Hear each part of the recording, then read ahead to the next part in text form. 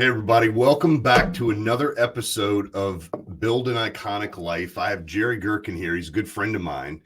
And not only is he a master car salesman, but he's actually put some training courses together and is coaching people all over the country at becoming better at sales in the car industry. And we're going to talk a lot about that and a whole lot more on this episode. I came from the mud. There's dirt on my hands. Welcome to Build an Iconic Life podcast.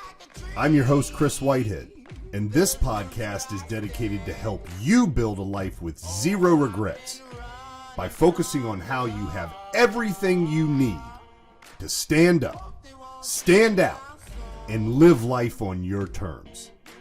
Let's dive right in. So, Jerry, thanks for coming, man. Hey, I appreciate it. It's good seeing you.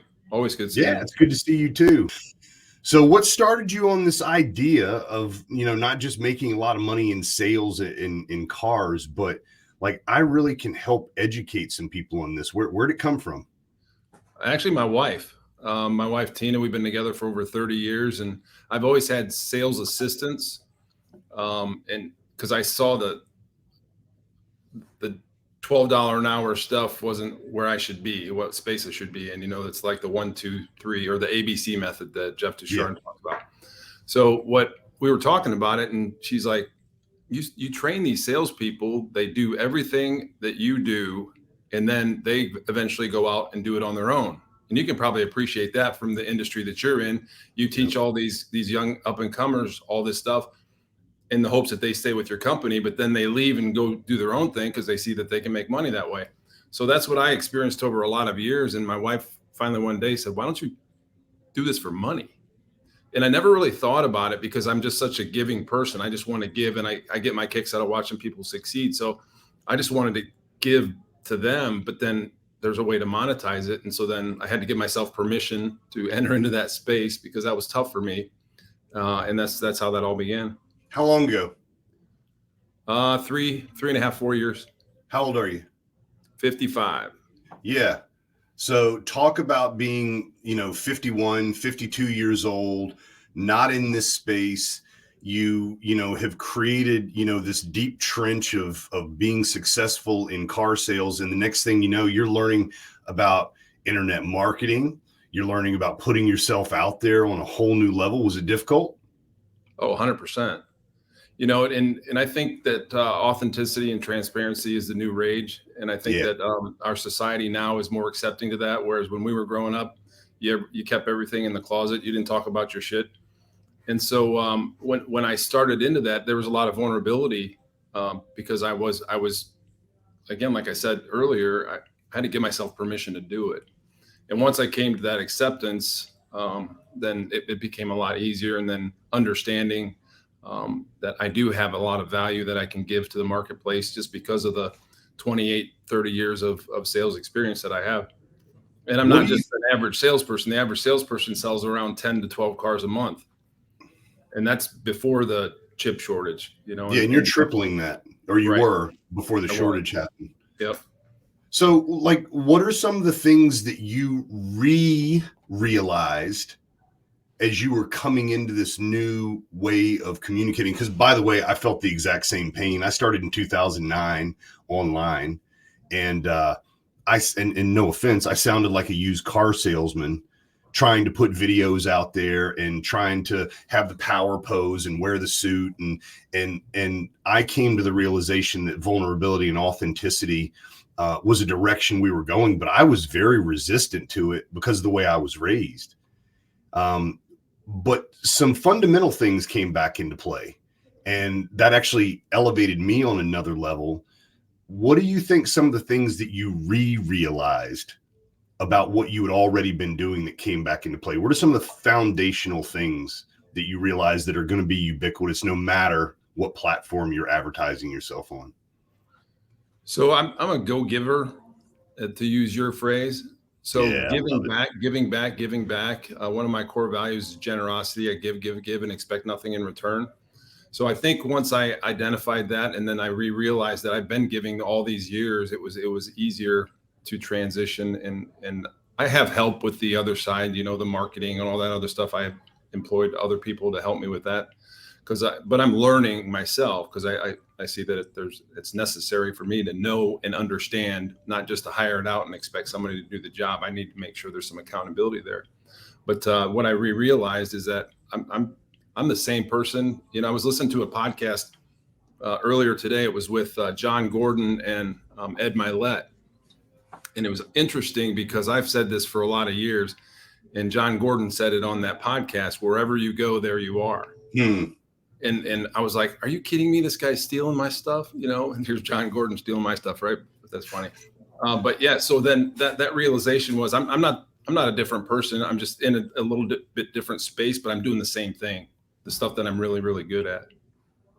Do you think that they're like, as you were coming in and starting to learn about, how to communicate and do it effectively? I mean, everybody's got an iPhone or an Android, a camera, a video. They're posting online all the time. And it's, in the past, it was kind of the wild, wild west.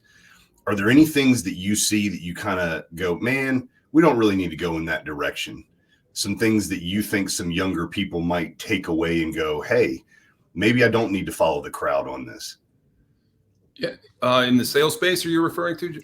Well, especially in the online, let me tell you about myself space. Oh, yeah. And I teach that too. Everybody has seen or probably scrolled past the, hey, buy my shit person, that they're out there, and I just scroll past them because, and we know this, you and I do, from the circles that we run in, about giving value, adding value to the marketplace. Because once you become an attractive character and you are showing stuff or adding value, whether it be this is the right time to do an oil change, or this is the right time to get your antifreeze checked before the winter or before the summer. As you add value in the marketplace and you're not expecting anything in return, the people that start to attract to you, they become your tribe, and then they look you up. So you don't even, I have a coaching client that I just had coffee with him. I met him through a mutual friend. He's an attorney and a professor. And we just had coffee, and I was just pouring into this guy, just all kinds of information. And he was taking notes, and this was just our first meeting. And it wasn't even a paid meeting. It was just, we're just like you and me, just having coffee. Yeah. So then at the end, the guy says to me, he goes, can we do this next week? And it's on Monday at 9:00 because he's between classes. And Monday at 9:00 is not a good time, right? But I said, okay, I'll do it. So we go back that next Monday, we do it again. And he says the same thing. Can we do this every week? And I'm like, let's talk next week. So I labored the rest of that week. I was thinking, what am I going to do? I can't just cut out every Monday and go have coffee with this guy, pour into this guy. I like him, but it's not, I'm not monetizing anything. So I fully intended to talk to him about, hey, I charge this much per hour to do this kind of stuff. And I didn't even have to, Chris. Before I even got to say a word, he said, you know what you are? He's like, I said, what? He said, you're a coach. And I said, yeah, and I do it for money. He said, so what does that look like? And so then I told him, and then he's like, so now here we are. I call it Coffee with Carl. So every Monday we have a standing appointment at 9:00 at a local coffee shop. But the reason why I tell that story is I wasn't pitching anything. Yeah.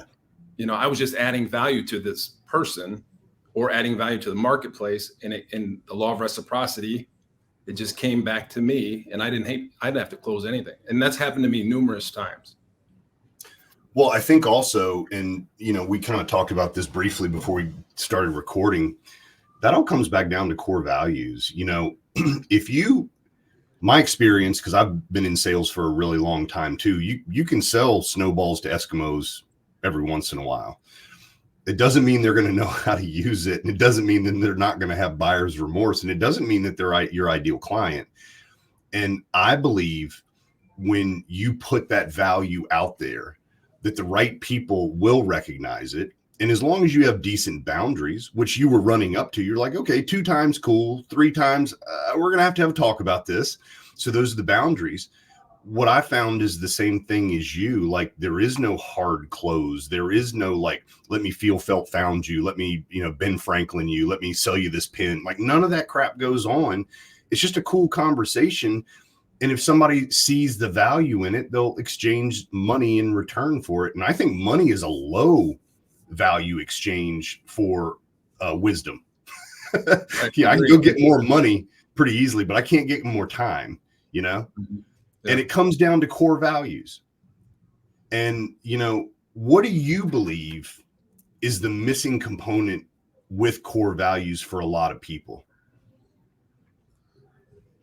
Missing component. I don't think a lot of people even understand what core values are. I think they have an idea. I think they know who they are, but they've never really verbalized it or brought it in to a 3 or 4 or 5 words. And this is who I am. These are my non-negotiables. I know that was in my case. Before I met you, I didn't really know much about core values before I read Thomas Keenan's book. I didn't know much about core values.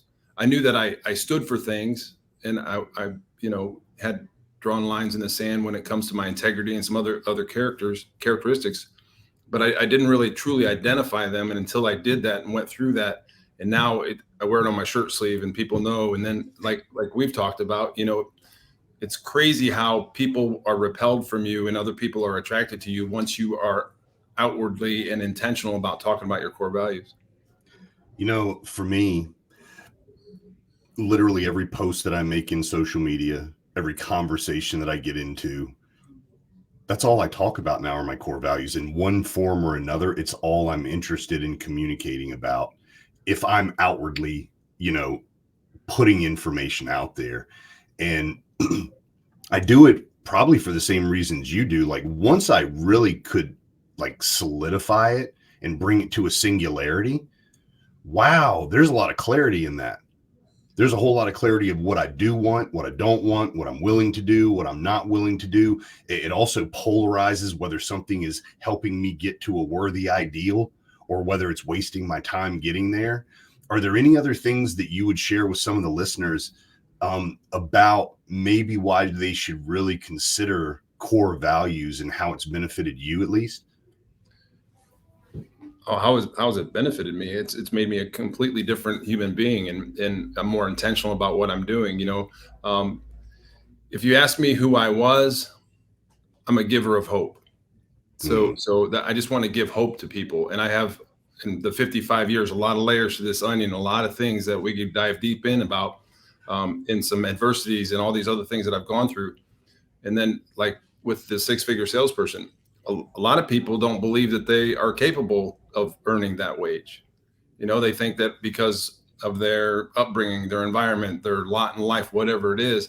So I give them hope because I can show them the way to do this. It's pretty simple.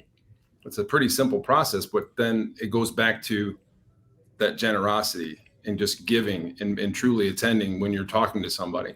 But once I identified what my core values were and I put them into play on social media and in my conversations with people, it's just opened up a whole myriad of other conversations and ability to be that giver of hope that I want to be. What are your core values, if you can ask? Personal growth and development. So I'm a lifetime learner. I listened to 54 books 2 years ago, 47 last year. So I'm always listening to podcasts, listen to different things, just trying to grow that way. So personal growth and development. Attitude, I try to stay at a level 10 all the time. It goes back to wherever you go, there you are. So put a smile on your face, be as, at a level 10, high energy, excitement, enthusiasm as much as I possibly can. It's very difficult to do, but integrity, do what I say I'm going to do when I say I'm going to do it. Excuse me. Generosity, I already mentioned that, give and expect nothing in return. And the last one for me is empathy. I understand that everybody's got shit. Everybody's gone through shit. Everybody's going to go through shit. And when I think about empathy, I want to be engaged in the conversation. The most important person that you speak to is the one that's in front of you right now. So your focus needs to be here. And most people, what they do is they listen with the intent to respond instead of truly attending to what people say. And I had an experience where I had a wrestling coach of mine. He was a former athlete. And then he was coaching with me, and he's like 28 years old, married, couple kids, good job, very positive guy. Uh, it was around Valentine's Day 8 years ago. He was doing laundry with his wife, and told her he was going to go out into the barn. He went out into the barn, put a ski mask on backwards, and hung himself. Never saw that coming. Nobody saw that coming. It was just devastating. And that experience there has really changed the way I look at conversations with people, because I would, it's that knee jerk reaction. Hey, how you doing? Oh, I'm good. That's what a lot of people will say. They just say that, but are you really? What are you struggling with? And that law of reciprocity can take over by, if I share something with you, then you feel obligated a lot of times to share something back with me. So that if you're wondering or thinking maybe in this conversation that somebody may be struggling with something, just share something that you're struggling with. It's I remember probably almost 20 years ago, I started realizing that I did a lot more talking and a lot less listening. And I realized that I was lost a lot. So I, like a lot of us, I started talking more, thinking I could solve it with that. Yeah. And I don't know, by God's grace, like I started seeing that every finger I was pointing had 3 pointed back at me. And I just started saying, I want to be more aware. And I started listening, and I slowly started to get better at picking up on cues, tonality, body language, the pause, the pregnant pause before somebody would respond. And what I noticed, the greatest listeners, the energy that emitted from them was an intense energy. They were locked in and they were focused. And I realized how good that made me feel, just to be heard. And that was the beginning of me wanting to make other people feel, because I'm very similar to you. I love giving. I want other people to feel that when they're around me.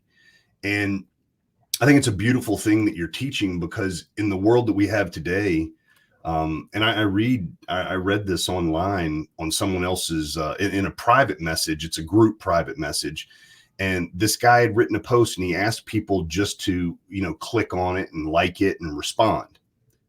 What he got was advice in the private message. It's not what he had asked for. And the advice was, that's a small book. I really like short form things. If I see somebody writing something long, I'm not going to read it. And the gentleman responded back, I'm not here for the 4 million. I'm here for the 4 out of the 4 million that will take the time to read it, and blah, blah, blah, blah, blah.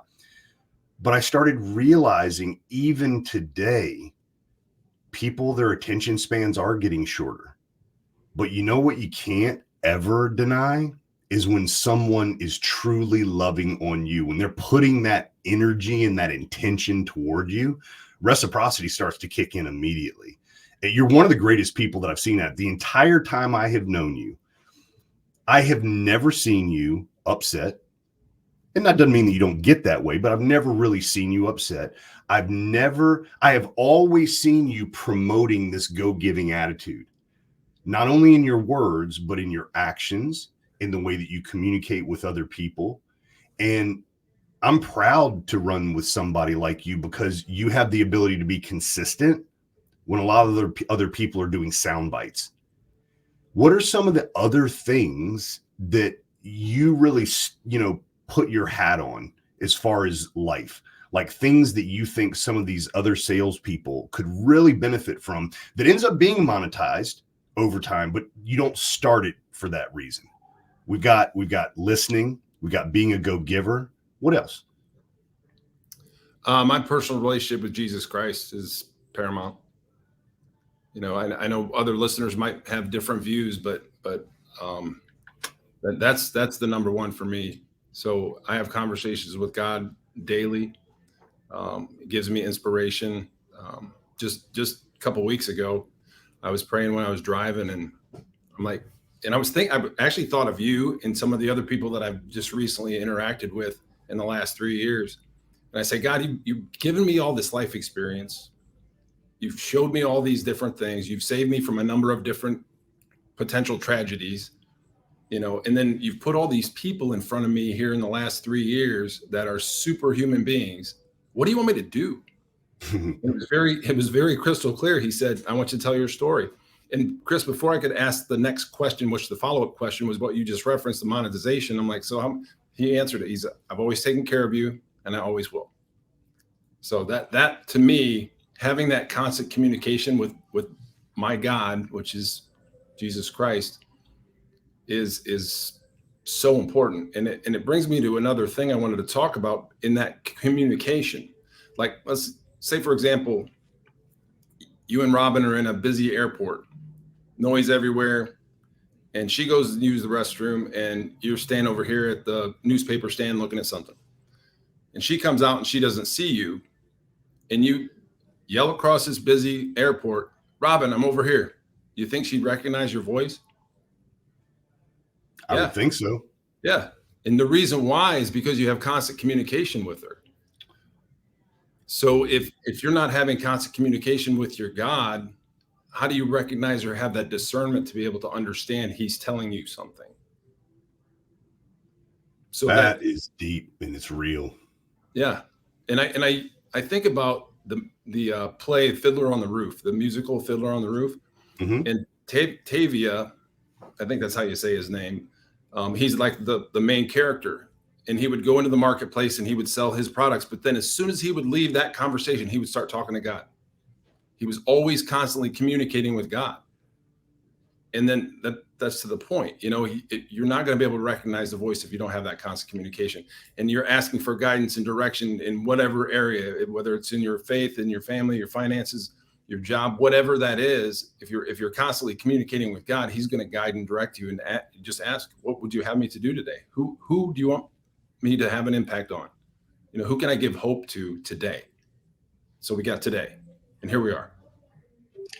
I'm listening. Kevin Hart has a new book out on Audible, and I'm listening to it. And literally on the way back from the office to this office, I listened to him tell the story. I know you know it, but there was a preacher who had built a church from the ground up, and a hurricane began and it started flooding the streets. And so he had to climb up to the roof, and he was holding on to the cross of that roof really, really tight. And these people were getting in a boat, and they said, come on, man, it's flooding. And he goes, no. I prayed about it, and God's going to save me. And, the water got all the way up to the roof line, and a canoeist came by and said, come on, jump in here real quick. I'll save you. And he goes, no. I prayed. It's all going to be fine. And then eventually the water was just about taking him away, and he's just barely holding onto this cross. And a helicopter comes by, and they send down a line, and they say, hop in the basket. And he goes, no. And, he ended up drowning, ended up going to heaven, talking to God, and said, I prayed to you and you didn't save me. And he said, I sent you 2 boats and a helicopter, man. Right. Exactly. Yeah. And so it goes with, sometimes, and this is what's difficult, us versus God. And I don't mean to say it that way, but we're using our own discernment, thinking we're hearing God's voice, when the truth is we're just hearing our own voice rattling around in our head. And that takes not only discernment, but it takes practice to know the difference. And that's taken me a lifetime, and I still work at it every single day, mainly because it's like a muscle. If you do not use that thing, it will atrophy. And it's one of the ones that seems to atrophy quicker than any muscle that's out there. So the biggest thing that especially men, I mean, there's driver women out there that could probably relate to this, but is your ego and your pride. It's very difficult to allow God to enter in without you picking it back up when you have a strong ego and your pride is in the way. And you talked about, it's been a number of months ago, bend a knee, but surrendering to his will is the key in all of this. Love, forgiveness, and surrender, and be open to the conversation, because I'm so guilty of this. I lay it down at the altar, and then God's timing is not my timing. I want it now. We live in an instant gratification society. I want this now. Why isn't it happening? I can't control this, but God is in control, but I'm still responsible for my actions. So I got to be able to have that discipline to surrender, set my ego aside, set my pride aside. Yeah. Do I still want to accomplish great, amazing things? I do. And I will, because God is going to guide me and direct me the way he wants that to happen. And it may not be for 5 years. I don't know. It's his timing. but I just have to be available and be the vessel daily to be able to get the Holy Spirit to come through me and share the messages that he wants me to share. I saw recently that patience is not the ability to wait for what you want to happen. It's the ability to wait for what you want to happen with a good attitude. I like and it. That really struck me, and it's because it's the truth. And these are foundational things that you're talking about, and so many younger people. And by the way, it's the younger people that don't necessarily think that they can earn six figures, but they say they deserve it. Sure. These are the very tactics that, if you dive into the mindset of them, will enable you to earn six figures and well beyond. And here's what's funny, everybody. Once you start earning the six figures, you find out money isn't nearly as important as you thought it was to begin with. 100%. 100%. Yeah. It's either a tool that you're using for benefiting other people, or it's a tool that you're using for your own ego. And I tell people to be very careful which wall they're putting that ladder on, because I've seen some massive destruction in my life. And I saw me wanting to go in a direction for a while, and it led to nothing but frustration. And quite honestly, because I'd also committed my life to God. So, it's really funny. It's like every door you open, it's like, well, there we are again. Finally catch clue, Whitehead. Yeah. You have a bunch of notes on your back wall there, sir. Yes. That's my vision board. You've had that up ever since I've known you. Yeah. It's I've added some things. Ironically, John Gordon used another one of my quotes that's up on my vision board. It's been up there for a couple of years in this podcast that he was on with Ed Milet. And that's talk to yourself instead of listen to yourself. Because a lot of times what the reason that was divinely given to me in a thought. I truly believe the Holy Spirit told me this. And so I was like, okay. And basically the way I interpret it is, we have a lot of chatter that goes on in our mind, and a lot of the self-talk, unless you've retrained the way you think and the way you talk to yourself, is negative. It's always talking about what you don't have, where you should be at this stage in your life, and then you're coveting other people's things, because social media is great at that, seeing all these great, crazy, cool things that other people are doing, and you want their life. But by talking to yourself and then using I am statements, positive affirmation, you can crash that chatter in your mind, but you have to be intentional about talking to yourself. But that was something that he said up there. But yeah, I've got a number of different things up here that I reference. But the crazy cool thing that I did not see coming when I put this up here, Chris, my office is glass in the front, is people were stopping that I didn't even know. They were just walking down the hallway. They'd stop and look and read. I've had dozens of people ask if they could take pictures of this. That is so cool, man. And then when they're sitting in my office, I excuse myself, and then they're sitting here reading this stuff. And then I come back in and they're like, hey, what is that? What is that? This one over here. Oh, wrong way. This one over here. Yeah, you can't see it. It says you can't change the people around you, but you can change the people around you. And if you think, a lot of people get confused by that because they think it says the same thing, but it doesn't. I can't change you, but I can change whether or not I hang around you or not. Because as we know, we become the sum of the 5 people that we hang around with on the regular. So I can't change you, but I can change whether or not I hang around you. My biggest aha, when I was finally like, what else is there to learn? I started leaning into alignment is greater than assignment. Mm-hmm. I started worrying less about what people could do for me and my companies, and I started focusing a lot more on, it's going to come right back to it, core values. And as I did, and I aligned myself with similar core values, some of those people had less success than me. Some of those people have quite a bit more success than me. And through vulnerable and authentic conversations, I was able to scale my wisdom immensely. And here's what's really cool. Because my ego was starting to get out of the way, it didn't matter whether someone was above me or below me in the race for monetization or whatever. Wisdom was coming from all sides. And that's when I really started to learn the power of alignment. And that doesn't mean I want to be in a vacuum. It doesn't mean that I only want to hear people saying exactly what I want, but those core values need to be in place. And being patient and giving people the opportunity to prove who they truly are has been one of the greatest gifts I've ever been given. Because I don't know about you, when you're a giver, takers are happy to take. Sure. And I used to let them continue to take you want my shirt and I want my pants, or here are my shoes, or would you like to take my wife? I mean, and I had to learn those boundaries. And that was by putting people around me that also had healthy boundaries. And I think it's one of the things that, I'm most proud about you, bro. You're strong military alpha guy who has submitted himself to his higher power. You bent the knee. Weak men, and this is what's sad, weak men are often defined by their ego, and strong men are often defined by the fact that they can put that ego aside and say, I do follow something, a code, a creed, a God.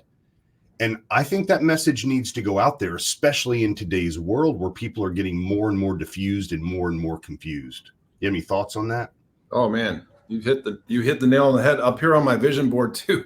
Can't see it, but I'll tell you what it says. It says, not everybody who's famous is great, and not everybody who's great is famous. It's a decision. Do you want fame and fortune, or do you want to be remembered as service and impact? Do you want to be a servant and have an impact, or do you want the fame and fortune? And I'll give you a little clue. If you focus on the servanthood and being impactful, the fame and fortune will come. God, I get goosebumps right now, dude. It's the real. Yeah. It's 100%. The real thing. And all you have to do is take the pause and look at what people are putting on social media. Eventually, the truth comes out if you just watch long enough. And it's why I love circling around people exactly like you, because the worst tragedy in the world would be able to have, and I'm doing air quotes, everyone, friends, and then your barn catches on fire and there's nobody around to be found. And you and I are both old enough to have lost some friends and to have met people that said they were friends when everything was going right. Mm-hmm. But it's those few people when things aren't going right that have learned how to listen, that have learned how to discern, that have reached out and just said, hey, man, you having an okay day? I can't tell you how many times I've gotten videos from you or just a message in the DMs going, hey, bro, thinking about you. That means everything. As we get older, it's where my treasure is anyway. And I hope that other people will define, especially after listening to you today, will really start to dig in and define what it means to be successful. If you were to sum it up, because we're going to close this thing down, give people their commute back. If you were to sum up everything that you could in a paragraph or less about a successful life, what would you call it, Jerry? Do the next right thing. Well, that was quick. We're going to put your links. It is truly that simple. If more people would adopt that philosophy, we all know right and wrong. We all know if you want to live in the gray area, there may be some consequences, but if you just do the next right thing, it's just that simple. It would be so much better. Our world would be so much better if everybody would just do the next right thing. If people want to find you, bro, where do they find you? Facebook's easy. Last name spelled Gerken, Jerry. And then that's just hit me in the DMs there. That's easy. That's probably going to be the best way. I mean, I'm on Instagram. I've got other areas, but I can track you there once we get that communication going. But man, I'd love to reach out to whoever wants to and just chop it up like we did. I get my kicks out of watching people succeed, and I truly, when I say this, I truly mean it. That if there's anything I can do, if you're struggling in sales, reach out to me. I'm not gonna charge you money initially, and you may just need a little nudge one direction or another. And I'm definitely happy to help. And I've got a free series of videos. There's 10 videos that take somebody from beginning to close, number of different closes. that I can forward to people as well if they want to check it out. But you know what? One of the closes that I've used is that story about that pastor. Oh, really? Yeah, because Make a decision. sometimes people say, well, we want to pray about it. And then when they say that they want to pray about it, I'll go right to that. And then my close is basically, hey, you know, I believe God has brought you right here to me today. So let's do the deal. It's funny. I think it's awesome, man. Serendipitous too, by the way. Jerry, is awesome having you here, brother. And we'll put your links up too when we put this episode out so people know how to reach out to you. I highly recommend everyone that if you are in sales, if you are growing yourself, even through mindset, Jerry is one of those kinds of guys that will truly, truly set you on the right path. And it was an honor to have you here today, brother. Man, I love what you're doing. I've always, since the day I met you, and I told you, I think I've told you a couple times since then, I had a vision of you standing on a beach. People are coming out of the water and you're redirecting them, guiding them to the spaces where their strengths are. It's happening. I'm watching it. Yeah, brother, it's an honor, and I really appreciate it. You gave me goosebumps, and I appreciate your encouragement, man. Always, 100%. All right, man. Have a great day, everybody, and Jerry and I'll see you in the trenches. Take care. I came from the mud. There's dirt on my hands. Strong like a tree. There's roots where I stand. Hey friend, if you enjoyed listening to this podcast, please leave a review and subscribe to catch future casts. If you really enjoyed this episode, make sure you share it so others can benefit from it as well. I'll see you in the trenches.